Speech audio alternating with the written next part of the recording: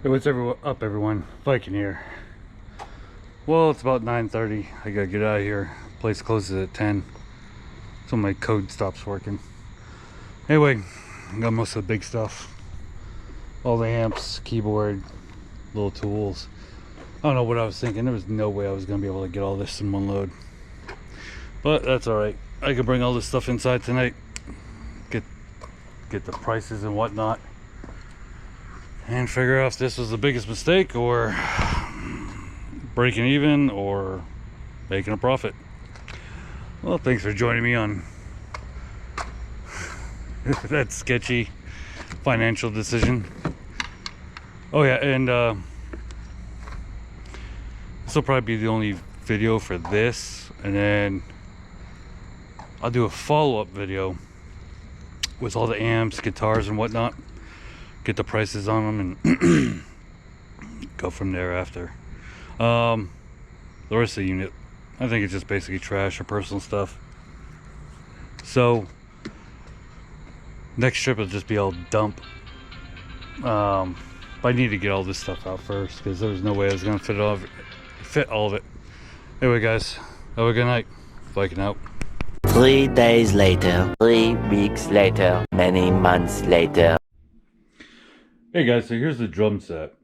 Like, I know everything was in the cases when I first got it out of the unit, and they were a pain to take apart or take the cases out, take them out of the cases. Anyway, so here's all the drum heads, sets, the cymbals and whatnot. On, if you wait for me just 1 second, you'll see the beautiful maple shells that these drums are made of. And then the snare drum is actually copper. I mean, I think just that one snare drum alone used goes for like $700-900. It varies a little bit, but obviously use and whatnot. Anyway, so I hope that little trick worked. Now, if we do it again, there we go. So I noticed during the other videos, I did not catch all the guitars. So if you bear with me, I'm going to show you each and every one, give you a quick description. Like, this is a Squier P bass on the left, Yamaha 5-string bass, actually made in Japan. Then you have a Squier Starcaster, and I'm probably going to put the totals in the top just to make it a little bit easier so you don't have to watch all the other ones and figure out how much each one was. But it's off to the second set. Alright, so in these three beauties, we have the acoustics. So well, the two are electric acoustic, but close enough. So the Ibanez Juggernaut, which is a 12-string acoustic, is on the left. Then you have a Fender 12-string, but I mean, it's missing one right now. But it's a California series, and it's just beautiful. You know, the old, early 2000s, like, tattoo design around the neck.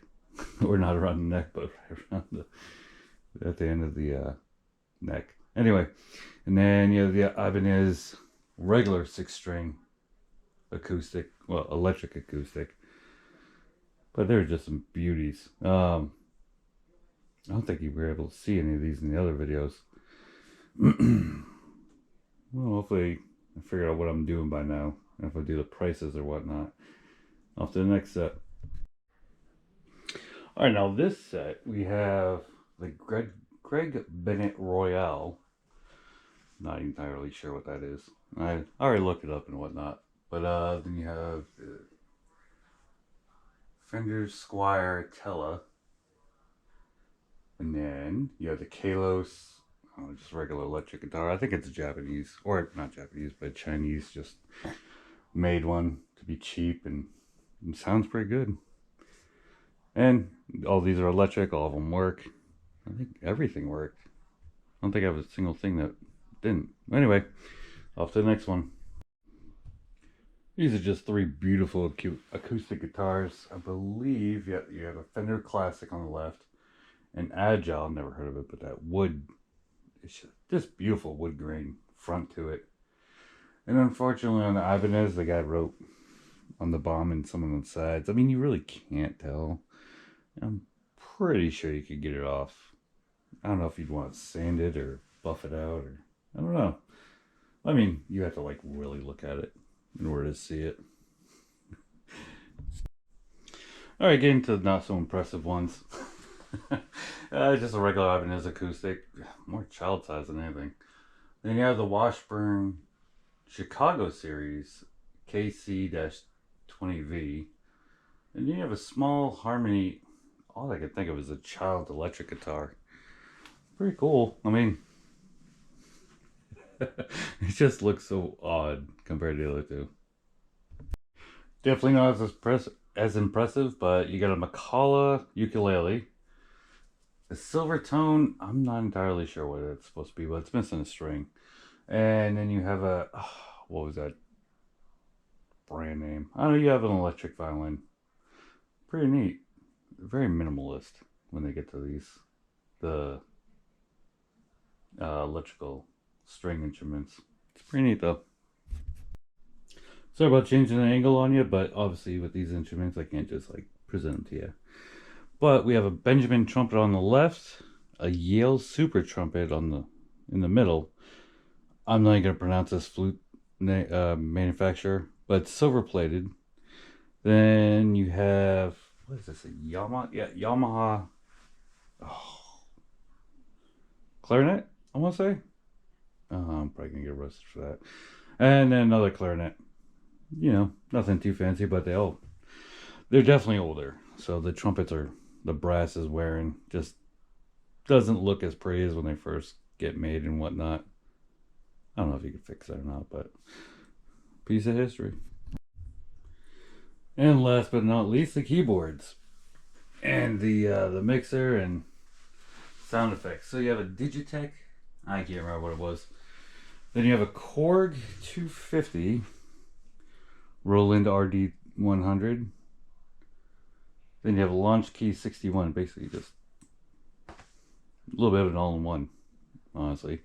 Then you have the mixer, the Korg D3200. I'm pretty sure, because there's a Korg amp as well, so I think they all go together. Anyway, what I didn't show. Well, the cello I didn't show you. Obviously, all the amps are not here right now. Take up way too much room. And those huge speakers and a huge bass speaker. I'll definitely get the nomenclature on it and the prices for you guys. I'll probably stick them in at the end of the video. Alright. Till next time, guys. Thanks for watching. Like and subscribe if you liked it. Biking out.